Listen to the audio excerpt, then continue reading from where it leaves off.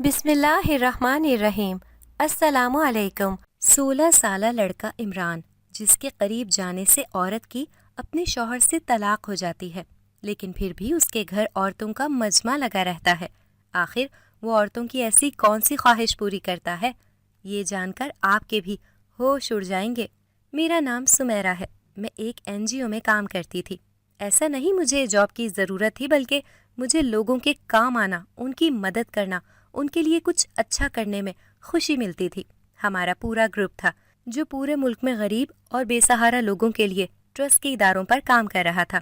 اور ایسا نہیں ہم صرف غریب، مسکین، یتیم، بے سہارا لوگوں کے لیے خدمات سر انجام دیتے تھے، بلکہ ہم نے ایک ایسا ادارہ بھی کھول رکھا تھا جہاں کوئی بھی امیر غریب لوگ بلا جھجک اپنے مسائل لے کر آتے تھے اور ہم سے رائے مشورہ کرتے، اور ضرورت پڑنے پر ہمارے گروپ کے ممبر ان کے لیے زمانے کے خلاف بھی کھڑے ہو جاتے اور ان کے کام کو پورا کر کے ہی دم لیتے تھے۔ میں نے اس NGO کی جاب پچھلے 3 سال پہلے شروع کی تھی۔ میں اس ادارے میں سب سے زیادہ ثواب کی نیت سے کام کرنا چاہتی تھی، کیونکہ مجھے روپے پیسوں کی کوئی کمی میسر نہیں تھی۔ میں ایک کھاتے پیتے گھر کی لڑکی تھی، بلکہ جب بھی مجھے اس ادارے سے سیلری ملتی، میں وہ سیلری کی رقم انہی کے ٹرسٹ میں مختلف اداروں میں دے دیتی تھی۔ لیکن میں نے جب سے یہاں کام کرنا شروع کیا، میں نے دیکھا کہ زمانہ واقعی کسی کا نہیں ہے، کیونکہ ایک وہ دور تھا جب جہالت سر عام پھیلی ہوئی تھی اور لوگ لڑکیوں کے پیدا ہونے کو معیوب سمجھتے تھے اور انہیں پیدا ہوتے ہی زندہ دفن کر دیتے تھے۔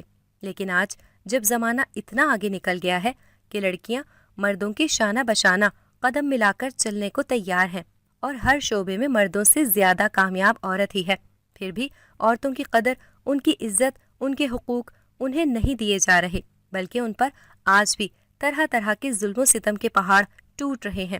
لیکن ایسا نہیں کہ ہر زمانے کی طرح ساری غلطی زمانے کی اور مردوں کی ہے، کہیں نہ کہیں عورت کا اپنا بھی قصور ہوتا ہے۔ میں اپنے ادارے میں عورتوں کے حقوق پورا کرنے پر سب کو اسپیچ دے رہی تھی۔ اس وقت وہاں کانفرنس میں بیٹھے تمام لوگوں کی نظریں مجھ پر جمی تھیں، اور ساتھ ہی ان کے کانوں تک میرا ایک ایک زبان سے نکلا الفاظ پہنچ رہا تھا۔ تھوڑی ہی دیر میں اسپیچ ختم کر چکی تھی اور چاروں اور سے تالیوں کی آوازیں میرے لیے گونج اٹھی۔ مجھے دل لگا کر اس ادارے کے ساتھ کام کرنے پر ایوارڈ بھی دیا گیا۔ میں اسٹیج سے نیچے اتر ہی رہی تھی جب میری دوست حریم میرے پاس آ کر کہنے لگی، واہ یار، تم نے تو کمال ہی کر ڈالا، آج تم نے اپنی اسپیچ سے یہاں بیٹھے ہر شخص کا دل ہی جیت لیا۔ حریم بھی میرے گروپ کی ایک ممبر تھی، وہ بھی اس ادارے میں سالوں سے کام کر رہی تھی۔ حریم ایک شادی شدہ عورت تھی، جبکہ میں ابھی تک کنواری ہی تھی۔ اتنی دیر میں ہم دونوں باتیں کرتے ہوئے باہر جا ہی رہے تھے کہ ہماری نظر باہر بیٹھی ایک بوڑھی عورت پر پڑی جو پھٹے پرانے کپڑوں میں ہاتھ پھیلائے لوگوں سے بھیک مانگ رہی تھی۔ اسے دیکھ کر میرے دل میں ایک عجیب بے چینی سی ہوئی، جبکہ حریم نے اپنے پرس سے کچھ پیسے نکال کر اس عورت کی جھولی میں ڈال دیے تھے۔ میں ان کے پاس بیٹھ گئی تھی اور ان کے دونوں ہاتھوں کو پکڑ کر کہنے لگی، اماں جی، آپ یہاں اس طرح کیوں لوگوں کے آگے ہاتھ پھیلا رہی ہیں، جبکہ آپ ہمارے ادارے میں آ کر آرام سے رہ سکتی ہیں؟ آپ کو کپڑے، کھانا پینا اور ضرورت کی تمام چیزیں ملیں گی۔ اس پر اماں جی رونے لگی اور گھبرانے لگی، پھر کہا، بیٹا، اگر میں تمہارے ساتھ اس ادارے میں چلی گئی تو میری بیٹی جو کوما میں ہے اور ہسپتال میں داخل ہے، اس کا کیا ہوگا؟ ہسپتال والے تو اسے باہر نکال دیں گے اور وہ مر جائے گی۔ بیٹا، میں یہاں اس کے علاج کے لیے ہسپتال والوں کو پیسے دینے کے لیے یہاں بھیک مانگ مانگ کر کچھ پیسے اکٹھے کر لیتی ہوں اور روز ہسپتال میں دے آتی ہوں۔ اس کی بات سن کر میرا اور حریم کا دل خون کے آنسو رونے لگا۔ ہم نے پہلے اس عورت کو تسلی دی اور اسے گاڑی میں بٹھا کر غریب بے سہارا لوگوں والے ادارے میں لے آئے تھے، اور ساتھ ہی اس کی بیٹی کے علاج کا ذمہ بھی ہم دونوں نے لے لیا تھا۔ ادارے میں لا کر اس بوڑھی عورت کو ہم نے کھانا کھلایا، اچھے کپڑے دیے، وہ ہمیں بہت دعائیں دینے لگی۔ پھر حریم نے پوچھا، اچھا اماں جی، آپ کی بیٹی کو کیا ہوا تھا جو وہ آج اس طرح پچھلے 2 مہینے سے کوما میں ہے اور ہسپتال میں داخل پڑی ہے؟ ہماری باتوں کے جواب میں اس بوڑھی عورت نے ہمیں بتایا کہ میں گاؤں سے آئی ہوں، یہاں اپنی بیٹی کو لے کر اسے بڑے ہسپتال میں لانا ضروری تھا، لیکن وہاں گاؤں میں میری بیٹی کی زندگی میں کچھ ایسا ہوا جو وہ برداشت نہیں کر سکی اور آج اس حالت میں پہنچ گئی۔ میں نے حیرت سے پوچھا، کیا ہوا تھا اماں جی؟ وہ کہنے لگی، بیٹا، ہم غریب لوگ جب اپنی بیٹی کو رخصت کرتے ہیں तो उसे एक नसीहत देते हैं कि चाहे कुछ भी हो जाए, तुम अपने शौहर के घर से नहीं लौट सकती। अब तुम मरकर ही अपने ससुराल से बाहर आओगी। तुम्हारे शौहर का घर ही अब तुम्हारा असल घर है। वो बताने लगी कि मेरी बेटी को तलाक हो गई थी और उसने जमाने के डर से जहर खा लिया था। वो जिंदा तो बच गई, लेकिन जहनी दबाव की वजह से वो कोमा में चली गई। लेकिन अम्मा जी, उससे तलाक क्यों हुई थी? हरीम ने उनसे हैरानगी से पूछा। वो कहने लगी, बेटा, उसने एक गलत कदम उठाया और बस न जाने वो कैसे एक 16 साल लड़के के चक्कर में पड़ गई थी। और दुनिया का कोई मर्द ये बर्दाश्त हरगिज नहीं कर सकता कि उसकी बीवी किसी भी गैर मर्द को आंख उठाकर भी एक नज़र देखे। लेकिन अम्मा जी की बात सुनकर मुझे एक झटका लगा कि एक शादीशुदा औरत भला 16 बरस के लड़के के चक्कर में आखिर क्यों और कैसे। लेकिन उससे पहले भी मैंने किसी गांव के बारे में ऐसा कुछ सुन रखा था। मैंने यकदम कहा, अम्मा जी, आप जिस गांव से आई हैं उस गांव का क्या नाम है? उन्होंने जो ही कहा ओकाड़ा गांव, मुझे याद आया, हाँ, ये तो वही गांव है जिसके बारे में मैंने पहले भी यही सब सुन रखा था। अब तो बस मुझे और हरीम को भी इस मामले की तह तक पहुंचना ही था, क्योंकि ये उस लड़की की जिंदगी और मौत का सवाल जो था। हम लोग अम्मा जी से सारी मालूमात लेकर अगली सुबह ही ओकाड़ा गांव के लिए निकल गए थे और साथ ही अम्मा जी को कह गए थे, आप यहाँ बेफिक्र होकर रहें और जब भी आपको अपनी बेटी की बेहतरी की कोई भी खबर मिले हमें फौरन ही इत्तला कर देना। साथ साथ अम्मा जी ने ये भी बताया था कि उनकी बेटी पहली औरत नहीं जिसके साथ ये सब हुआ, बल्कि उस गांव में और भी कई औरतें हैं जो उस लड़के के चक्कर में पड़ गई थीं और उन्हें भी तलाक हो गई। हरीम और मैं इस बात पर बहुत ही हैरतज़दा थे। इस मामले की तहकीकात के लिए हमारे ग्रुप के हम 4 लोग एक साथ ही रवाना हुए थे। मैं, हरीम और उसका शौहर वजाहत, वो भी हमारे ग्रुप का ही मेंबर था। उन दोनों ने पसंद की शादी की थी और हमारे साथ एक लड़का और था, फरहान। हम चारों गांव पहुंच चुके थे, लेकिन हमने रास्ते में ये फैसला किया था कि हम 2 जोड़ों की सूरत में यहाँ अलग अलग रहेंगे ताकि हम पर किसी को कोई शक ना हो सके। वजाहत और हरीम तो पहले ही मियाँ बीवी थे और मुझे और फरहान को मियाँ बीवी बनकर रहना था। हम गांव आकर ही अलहदा अलहदा हो गए थे।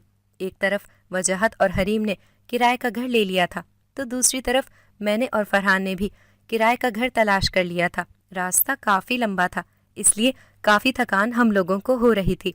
हम लोग एक दूसरे से फ़ोन पर राब्ते में थे। ये गांव ज़्यादा बड़ा तो नहीं था, लेकिन हम दोनों के घर के दौरान काफ़ी फासला फिर भी था। हमें अगले दिन से ही इस मामले की तहकीकात के लिए गांव में घर घर जाकर मालूमात लेनी थी। हम लोगों ने अगले दिन से ही अपना काम शुरू कर दिया था। मैंने और फरहान ने ये कैंप लगाया जिसमें एक स्कीम के तहत हमें तलाक याफ्ता ख़वातीन को 50-50 हज़ार के चेक देने थे। एक दिन तो वहाँ कोई नहीं आया, लेकिन अगले ही रोज़ वहाँ 2-3 लोग आए। कोई अपनी बेटी के बारे में कहने लगा वो तलाक याफ्ता है, तो कोई अपनी बहन।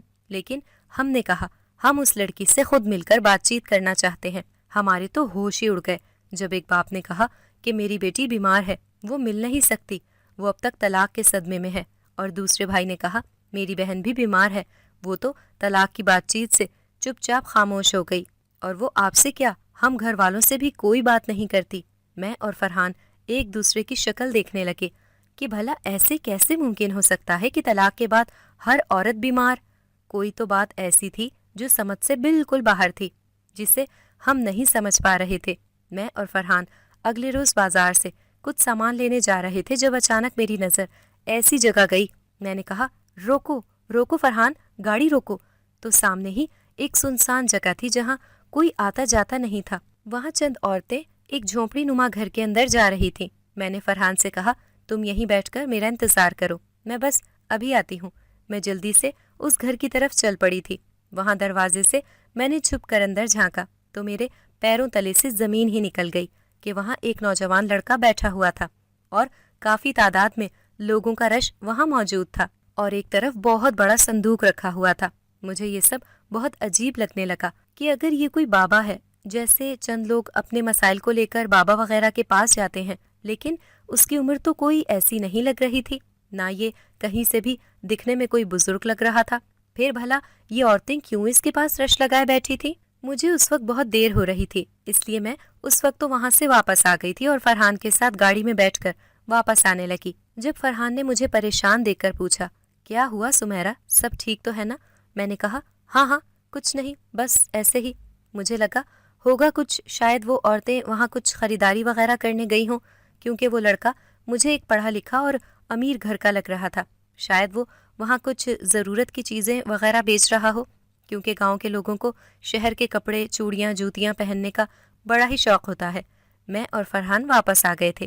پھر اگلے دن ہم نے وہی اسکیم کے لیے کیمپ لگایا تو پھر سے ہم دونوں ایک دوسرے کو دیکھ کر حیرت زدہ ہو گئے کہ یہاں طلاق یافتہ اب تک کوئی بھی عورت خود ہمارے پاس نہیں آئی، سب کے ہی کوئی نہ کوئی رشتے دار ہی آ رہے تھے۔ پھر ایک عورت اپنی بیٹی کو لے کر آئی جو مجھے پہلی نظر میں ہی پاگل لگ رہی تھی۔ جب میں نے پوچھا تو وہ عورت کہنے لگی، یہ میری پاگل بیٹی ہے اور اسے ہی طلاق ہوئی ہے۔ جب اسے طلاق ہوئی تو یہ صدمے سے ہی پاگل ہو گئی تھی۔ مجھے پھر سے حیرانگی ہونے لگی تھی کہ بڑی محنت مشقت کے بعد ایک لڑکی ہاتھ لگی اور وہ بھی پاگل۔ اب بھلا ہم اس پاگل لڑکی سے کیا پوچھ تاچھ کرتے؟ لیکن پھر بھی میں نے اس لڑکی سے پیار سے پوچھا، کیا ہوا تھا تمہارے ساتھ؟ مجھے بتاؤ، میں تمہاری مدد کروں گی۔ تو وہ ڈرنے اور سہمنے لگی اور صرف ایک ہی نام لے رہی تھی، عمران، عمران۔ میں نے اس کی ماں سے پوچھا، اماں جی یہ عمران کون ہے؟ کیا اس کے شوہر کا نام عمران تھا؟ تو مسکرانے لگی، نہیں بیٹا، عمران تو وہ کمینہ انسان ہے جس نے اسے اپنی محبت کے جال میں پھنسایا اور اس کی شادی شدہ زندگی کو برباد کر ڈالا اور اسے طلاق ہو گئی تھی۔ ادھر فرحان بھی کسی نہ کسی بہانے ان مردوں سے معلومات لینے لگا جو طلاق یافتہ لوگوں کے شوہر تھے، اور ہر ایک نے یہی بتایا کہ ہم غیرت مند یہ کیوں پسند کریں گے کہ ان کی عورتیں کسی بھی غیر مردوں سے کوئی بھی قسم کا تعلق رکھیں۔ فرحان اور میں تو اپنے کام میں مصروف تھے، لیکن اب تک ہمیں وجاہت اور حریم کی کوئی خبر نہیں آئی تھی اور نہ ہی ان کا کوئی فون۔ پتہ نہیں وہ کہاں تھے اور کیسے، اور اب تک ان لوگوں نے کتنی معلومات حاصل کی تھی، یہ جاننا بھی ہمارے لیے ضروری تھا۔ میں نے ایک دن حریم کو فون ملانے کی بہت کوشش کی، لیکن اس کا فون نہیں لگ رہا تھا۔ پھر فرحان نے بھی وجاہت کو فون کیا تو پہلے تو اس کا نمبر بند جا رہا تھا۔ پھر وجاہت کافی پریشان لگ رہا تھا اور فرحان سے کہنے لگا، یار میں تو یہاں لوگوں کی زندگیوں کو بچانے آیا تھا، لیکن یہاں آ کر تو حریم کو پتہ نہیں کیا ہو گیا ہے، اس کے تو رنگ ڈھنگ ہی بدل گئے ہیں، وہ تو نہ جانے مجھے اب اپنے ساتھ رکھنا بھی چاہتی ہے یا نہیں۔ فی الحال فرحان نے اس وقت تو وجاہت کو تسلی دی اور کہا، ہم دونوں ایک دو دن میں کام نمٹا کر آتے ہیں تم سے ملنے۔ لیکن جب فرحان نے مجھے حریم کے بارے میں بتایا تو میرا دل تو زور زور سے دھڑکنے لگا کہ نہیں، حریم ایسا کیسے کر سکتی ہے؟ وہ تو وجاہت سے بہت محبت کرتی ہے اور وہ تو وجاہت سے علیحدگی کے بارے میں سوچ بھی نہیں سکتی۔ ضرور کچھ تو ایسا ہوا ہے، وجاہت کی کوئی تو غلطی ہوگی ہی۔ ادھر فرحان اور میری ان دونوں کو لے کر کافی بحث ہونے لگی۔ وہ وجاہت کے خلاف کچھ بھی نہیں سن رہا تھا اور میں حریم کے خلاف۔ ہم دونوں کی کچھ سمجھ نہیں آ رہا تھا کہ ہم دونوں اب کیا کریں، کیونکہ ہم تو یہاں گاؤں والوں کی مدد کے لیے آئے تھے اور یہاں تو قسمت میں کچھ اور ہی لکھا تھا۔ یہاں تو ہمارے دوست ہی اپنی شادی ختم کرنے پر تلے ہوئے تھے۔ ہم دونوں کو کیسے بھی حریم اور وجاہت کی زندگی کو برباد ہونے سے بچانا ہی تھا، کیونکہ حریم اور وجاہت کے 2 بچے تھے اور طلاق کے بعد تو ماں باپ کو الگ پچھتانا پڑتا ہے، لیکن ان کے بچوں کی زندگیاں ہمیشہ کے لیے رل جاتی ہیں۔ اگلے روز ہم دونوں وجاہت اور حریم سے ملنے کے لیے روانہ ہوئے۔ راستے میں مجھے پھر سے وہی سنسان سناٹے والی جگہ دکھائی دی اور اس جگہ کوئی آبادی نہیں تھی۔ ایک چھوٹا موٹا ٹوٹا پھوٹا گھر بنا ہوا تھا جہاں پچھلی بار میں نے عورتوں کا رش لگا ہوا دیکھا تھا۔ میں نے گاڑی رکوا کر پھر سے وہاں جانے کی کوشش کی اور فرحان سے بہانہ کیا اور جا کر دیکھنا چاہا۔ جب چھپ کر میں نے جھانکا تو وہاں پھر سے عورتوں کا رش جمع تھا اور وہی لڑکا ایک کونے میں بیٹھا ان عورتوں سے کچھ بات چیت کر رہا تھا، اور ان میں سے باری باری عورتیں اس صندوق کے پاس جا کر جو کر رہی تھی، میرے تو پیروں تلے زمین ہی نکل گئی تھی کہ یہ سارا کیا ماجرا ہے۔ اور پھر میری نظر اس عورتوں کے مجمع میں بیٹھی ایک عورت کے دوپٹے پر پڑی تو میری تو جان ہی نکل گئی۔ میں جلدی سے دوڑتی ہوئی فرحان کے پاس آ کر بیٹھ گئی اور کہنے لگی، جلدی گاڑی چلاؤ، جلدی جلدی کرو فرحان، ہمیں فوراً ہی وجاہت سے ملنا ہوگا ابھی اسی وقت۔ فرحان مجھے اتنا گھبرایا ہوا دیکھ کر خود بھی پریشان ہونے لگا کہ بھلا ایسی بھی کیا بات ہو گئی کہ میں اتنی جلدی میں۔ ہم لوگ کچھ ہی دور گئے کہ ہماری گاڑی راستے میں ہی پنچر ہو گئی تھی۔ مجھے اس وقت صرف وجاہت اور حریم کی فکر ہی کھائی جا رہی تھی۔ او نو، گاڑی کو بھی ابھی پنچر ہونا تھا۔ فرحان نے گاڑی سے اتر کر اسے چیک کرتے ہوئے کہا، اب کیا کریں گے فرحان؟ ہم کیسے وجاہت اور حریم تک پہنچیں گے؟ ہمارا جانا بہت ضروری ہے۔ ہم دونوں وہاں سے پیدل ہی چل پڑے اور بھاگ بھاگ کر جلدی راستہ طے کرنے کی کوشش کرنے لگے، اور پھر ہم دونوں آخرکار وجاہت اور حریم کے گھر ہی پہنچ چکے تھے۔ ہم دونوں کی سانس بری طرح پھول رہی تھی۔ ہم نے اپنے بیگ سے نکال کر پانی کی بوتل پی اور سکون کا سانس لیا۔ وجاہت کا گھر آ چکا تھا، لیکن ہم دونوں کو دروازے کے باہر سے ہی اندر سے کچھ چیخو پکار کی آوازیں آ رہی تھیں۔ ہم دونوں نے بنا اب کوئی دیر کیے اندر جانے کی کوشش کی اور دروازے کو فرحان نے زور سے دھکا دیا تو وہ کھل گیا۔ ہم دونوں جیسے ہی اندر پہنچے تو ہم دونوں پر قیامت ہی ٹوٹ پڑی، جب دونوں حریم اور وجاہت بری طرح جھگڑا کر رہے تھے، اور ادھر تو حریم بالکل پاگل اور دیوانی ہوئی تھی۔ وہ مسلسل وجاہت کو غصہ اور طیش دلانے کی کوشش کر رہی تھی، جس پر وجاہت اسے بار بار چھوڑنے کی دھمکی دے رہا تھا، اور وہ حریم تو چین سے بیٹھنے کے لیے تیار ہی نہیں تھی۔ اور پھر وہی ہوا جس کا ڈر تھا۔ میں نے فرحان کو اشارہ کر دیا تھا۔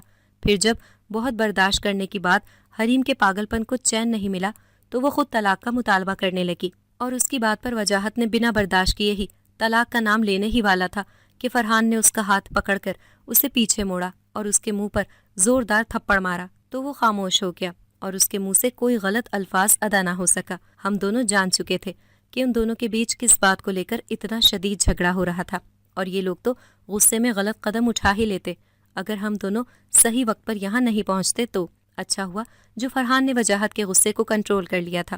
دوسری طرف میں حریم کو لے کر دوسرے کمرے میں چلی گئی تھی، لیکن حریم تو بالکل ہی چپ چاپ ڈری سہمی سی بیٹھی ہوئی تھی، اور وہ میری طرف دیکھ تک نہیں رہی تھی۔ لیکن میں نے پھر بھی اس سے کئی بار پوچھنے کی کوشش کی کہ کیا ہوا ایسا تمہارے اور وجاہت کے بیچ کہ طلاق تک نوبت آ پہنچی ہے، لیکن حریم تو ٹس سے مس نہ ہوئی۔ وہ بالکل بت بنی بیٹھی رہی، اور وہاں فرحان بھی وجاہت سے مسلسل پوچھنے کی کوشش کر رہا تھا کہ کیا ہوا ہے تم دونوں کے بیچ جو تم لوگ علیحدگی کے لیے تیار ہو گئے۔ تم لوگوں نے اپنے بچوں کے بارے میں بھی ایک پل کے لیے نہیں سوچا۔ اس پر وجاہت رونے لگا اور اپنا سر پکڑ کر وہیں بیٹھ گیا تھا، کیونکہ وہ جانتا تھا کہ حریم تو اب اس سے بالکل محبت نہیں کرتی، اور ساتھ ہی اسے کئی بار خود طلاق کے لیے کہہ چکی ہے۔ فرحان نے کہا، لیکن حریم یہ سب کیوں کر رہی ہے؟ اتنے میں بھی وجاہت کے پاس آ چکی تھی، کیونکہ میں جانتی تھی کہ یہ سب آخر کس وجہ سے ہو رہا تھا، لیکن پھر بھی دل کی تسلی کے لیے سب کچھ جاننا چاہتی تھی۔ وجاہت کہنے لگا، یار میں کب تک برداشت کروں؟ تم دونوں خود بتاؤ، وہ مجھ سے کیوں طلاق کا بار بار کہتی ہے؟ مجھ سے اتنا کچھ چھپا رہی تھی، جب میں نے اسے چھپ کر دیکھا وہ کسی سے فون پر باتیں کر رہی ہوتی تھی، اور ساتھ ہی اس سے ملتے ہوئے بھی میں نے کئی بار اسے رنگے ہاتھوں پکڑا، اور جب میں نے اس سے کوئی سوال کیا تو وہ کہتی مجھے چھوڑ دو، کیونکہ وہ لڑکا مجھے جو کچھ دے سکتا ہے وہ تم نہیں دے سکتے۔ میں نے حیرانگی سے پوچھا، کیا تم اس لڑکے کا نام جانتے ہو؟ وہ کہنے لگا، ہاں، ایک بار میں نے اس سے فون پر بات کرتے سنا تھا، شاید عمران نام ہے اس کا۔ یہ نام سن کر میں اور فرحان ایک دوسرے کو سوالیہ نظروں سے دیکھنے لگے تھے، کیونکہ ہم نے یہ نام کہاں سنا تھا۔ اب تو فرحان کو بھی دال میں کچھ کالا لگ رہا تھا، اور مجھے بھی، کیونکہ یہاں آنے سے قبل راستے میں اس چھوٹے سے گھر میں جو میں نے منظر دیکھا وہ مجھے بے حد پریشانی میں ڈال رہا تھا۔ میرا تو دل کانپ رہا تھا کہ میں یہ سب وجاہت کو کیسے سمجھاؤں۔ شاید فرحان تو پھر میری باتوں پر یقین کر لیتا، لیکن وجاہت ہرگز نہیں، کیونکہ وہ اس وقت حریم کو لے کر بہت پریشان تھا۔ لیکن جب میں نے اکیلے میں فرحان کو سب کچھ بتایا کہ ایسے اس دن بھی میں نے دیکھا اس گھر میں بہت سی عورتیں رش لگا کر بیٹھی ہوئی تھیں، اور ایک نوجوان لڑکا سامنے بیٹھا تھا، اور کچھ دیر میں ایک ایک عورت وہاں رکھے ایک بڑے سے صندوق کے پاس جاتی تھی اور کچھ بیگ نما چیز اس میں سے نکالتی تھی، اور ساتھ ہی میں نے وہاں کچھ ایسا دیکھا کہ میری تو جان ہی نکل گئی تھی۔ جب میری نظر وہاں بیٹھی ایک عورت پر پڑی تو اتنی دیر میں فرحان کو میں کچھ بتا پاتی، اس کا فون بجنے لگا تھا۔ اس نے فون اٹھایا تو اس بوڑھی عورت کا فون تھا۔ فرحان نے جب اس عورت سے بات کی تو فرحان کے چہرے سے صاف ظاہر ہو رہا تھا کہ کوئی تو خوشی کی خبر ہے، اور ٹھیک ویسا ہی ہوا جب فرحان نے بتایا کہ اس کی بیٹی کو ہوش آ گیا ہے، وہ کوما سے باہر آ گئی تھی۔ فرحان اور میں بہت خوش تھے۔ اب تو جلدی ہم اس معاملے کا راز جان جائیں گے کہ یہ سب ان عورتوں کے ساتھ ہونے کی اصل وجہ کیا تھی، لیکن حیرت اس بات کی تھی کہ وجاہت اور حریم کی طلاق ہونے سے تو ہم نے روک لی تھی، لیکن حریم کی حالت بالکل ٹھیک نہیں تھی۔ وہ بالکل چپ چاپ اور بت بنی ہوئی تھی، وہ نہ کسی سے بات کرتی اور نہ کوئی حرکت کرتی تھی۔ اس بات کو لے کر وجاہت کو بھی اپنے کیے پر بہت افسوس ہو رہا تھا، اور وہ حریم کو لے کر بہت ہی زیادہ فکر مند ہو رہا تھا، کیونکہ وہ حریم اور اپنے بچوں سے بے پناہ محبت کرتا تھا۔ لیکن فرحان اور میں جانتے تھے کہ حریم نے یہ سب کیوں کیا، لیکن اس کے ساتھ جو کچھ ہوا اسے جاننے کے لیے ہم لوگ وجاہت اور حریم کو لے کر فوراً ہی شہر کے ہسپتال کی طرف نکل پڑے۔ راستے میں ہم لوگوں نے حریم سے بہت بات چیت کرنے کی کوشش کی، لیکن حریم کی طبیعت میں بالکل کوئی اثر نہیں آیا۔ ہم لوگ وہی ہسپتال پہنچ چکے تھے جہاں وہ بوڑھی عورت کی بیٹی کا علاج ہو رہا تھا۔ میں حریم کو لے کر ڈاکٹر کے پاس چیک اپ کے لیے لے گئی تھی اور فرحان وجاہت کو لے کر اس بوڑھی عورت کے پاس پہنچا تو اس کی بیٹی کو ڈرپ لگی ہوئی تھی۔ وہ تھوڑی بہت غنودگی میں لگ رہی تھی، لیکن وہ اب کوما سے باہر تھی۔ فرحان اور وجاہت نے اس بوڑھی عورت سے بات چیت شروع کی۔ اتنی دیر میں بھی وہاں ان لوگوں کے پاس پہنچ گئی تھی۔ مجھے اکیلا دیکھ کر وجاہت بہت ہی گھبرانے لگا اور مجھ سے فکر مند ہو کر پوچھنے لگا کہ سب ٹھیک تو ہے نا؟ ڈاکٹر نے کیا کہا؟ حریم ٹھیک تو ہو جائے گی نا؟ اور ادھر ادھر دیکھتے ہوئے کہا، ویسے حریم ہے کہاں؟ سمیرہ، تم تو اسے ڈاکٹر کے پاس لے گئی تھی نا؟ میں نے وجاہت کو تسلی دیتے ہوئے کہا، ہاں سب ٹھیک ہے اور حریم ٹھیک ہو جائے گی، لیکن ابھی ڈاکٹر نے اس کے کچھ ٹیسٹ کروائے ہیں، ابھی ان کی رپورٹ آ جائیں تو بتانا آسان ہوگا کہ اسے کیا ہوا ہے۔ اتنی دیر میں نے ان لوگوں سے پوچھا کیا ہوا اور اب ان کی بیٹی کی طبیعت کیسی ہے۔ میں نے اس کی طرف دیکھا تو وہ پہلے سے اب بہتر لگ رہی تھی۔